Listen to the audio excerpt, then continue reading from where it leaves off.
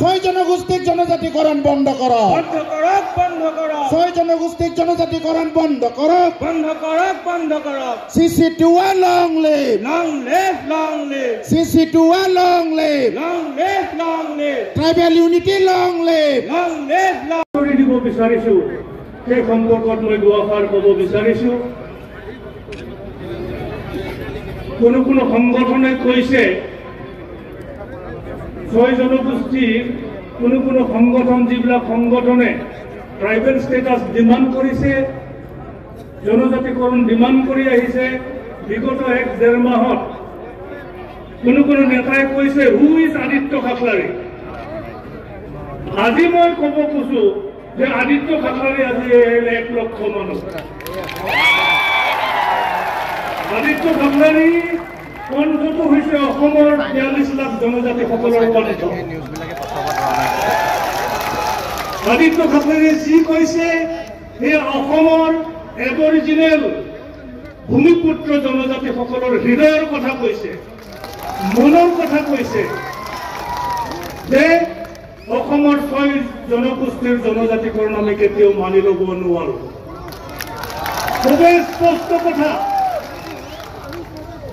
লোকুৰ কমিটিৰ ৰিকমেণ্ডেশ্যন ফলো কৰিব লাগিব চৰকাৰে। লোকুৰ কমিটিয়ে কৈছে 5টা ক্ৰাইটেৰিয়া ঠিক কৰি দিছে ট্ৰাইবেল হ'বৰ কাৰণে মিনিমাম 5টা ক্ৰাইটেৰিয়া ফুলফিল কৰিব লাগিব। 5টা বৈশিষ্ট্য পূৰণ কৰিব লাগিব।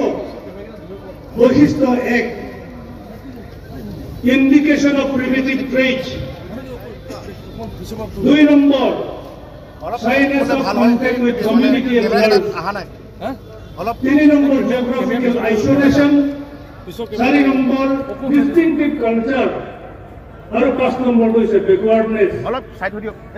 আদিম অৱস্থা প্ৰাপ্তিৰ লক্ষণ, সুস্পষ্ট সংস্কৃতি যাৰ আছে, ভৌগোলিকভাৱে বিচ্ছিন্ন ঠাইত যিসকল লোক থাকে, অন্যান্য জনগোষ্ঠীৰ সংস্পৰ্শত আহিবলৈ যাৰ লজ্জাবোধ আছে, দ্বিধাগ্ৰস্ততা আছে, যিবিলাক জনগোষ্ঠী সাংস্কৃতিকভাৱে, ভাষিকভাৱে, শৈক্ষিকভাৱে, অৰ্থনৈতিকভাৱে, ৰাজনৈতিকভাৱে পিছপৰা সেইসকল জনগোষ্ঠীকহে ট্ৰাইবেল কৰা হয়। এইটো হৈছে ভাৰত চৰকাৰৰ লোকুৰ কমিটিয়ে ৰিকমেণ্ড কৰা ৰিকমেণ্ডেশ্যন। গতিকে ৰিকমেণ্ডেশ্যনটো ভাৰত চৰকাৰে ফলো কৰিবই লাগিব। আমি কিয় বিৰোধিতা কৰিছো? 1996 চনত মাত্ৰ এটা জনগোষ্ঠীক এছটি কৰিছিল 6 মাহৰ কাৰণে, আৰু সেই 6 মাহত বৰ্তমানে স্বীকৃত ট্ৰাইবেলৰ যিবোৰ reserve seat, medical college, engineering college, ayurvedic college আৰু সকলোবোৰ উচ্চ শিক্ষা প্ৰতিষ্ঠানত ট্ৰাইবেলৰ কাৰণে সংৰক্ষিত আসনবিলাক কোচ ৰাজবংশী ছাত্ৰ ছাত্ৰীয়ে হস্তগত কৰিছিল। আনকি মাজুলী যি ৰিজাৰ্ভ চিট ট্ৰাইবেলৰ, তাৰ পৰা MLA জিকি আহিবলৈ সক্ষম হৈছিল। মাত্ৰ এটা জনগোষ্ঠী এছটি হওঁতে আমাৰ এই অৱস্থা, আৰু 6টাকে যদি বৃহৎ আৰু আগবঢ়া জনগোষ্ঠীবিলাক যদি ট্ৰাইবেল হ'বলৈ হয় আমাৰ অৱস্থা কি হ'ব ৰাইজ আপোনালোকে সকলোৱে বুজি পায়। আৰু সেইকাৰণে আপোনালোক ওলাই আহিছে একেলগে আৱাজ দিবলৈ, no further inclusion of any community in the list of ST। পুরা কথা। ভারতের স্বাধীনতা লাভ করার ৭৮ বছরের পিছত কোনো জনগোষ্ঠীক আৰু ট্ৰাইবেল কৰাৰ এতিয়া দিন আৰু নাই। ট্ৰাইবেল কৰিব বিচাৰিছে একমাত্ৰ কাৰণত বৰ্তমানৰ ট্ৰাইবেল অলপকে লাহে লাহে ক্ৰমান্বয়ে ডেভেলপ হৈ আহিছে। অলপ মিনিমাম কনষ্টিটিউচনেল ৰাইটছখিনি আমি উপভোগ কৰি আছো।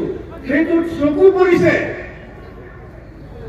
চকু চৰহাবিলাকৰ চকু পৰিছে যে ট্ৰাইবেল বহুত ওপৰলৈ গ'ল, গতিকে সিহঁতক আকৌ নমাই আনিব লাগে। এইটোৱেই কাৰচাজি। আমাক পুনৰ ধ্বংস কৰিবলৈ, আমাক পুনৰ বঞ্চিত কৰাৰে এটা ষড়যন্ত্ৰ। ইয়াৰ বাবে এইটো একো নহয়। গতিকে এই ষড়যন্ত্ৰক আমি মষিমূল কৰিব পাৰিব লাগিব। আৰু ডেফিনেটলি আপোনালোকে যদি সহযোগ কৰে আমি CC2A ইয়াক প্ৰতিহত কৰিহে ক্ষান্ত হ'ম।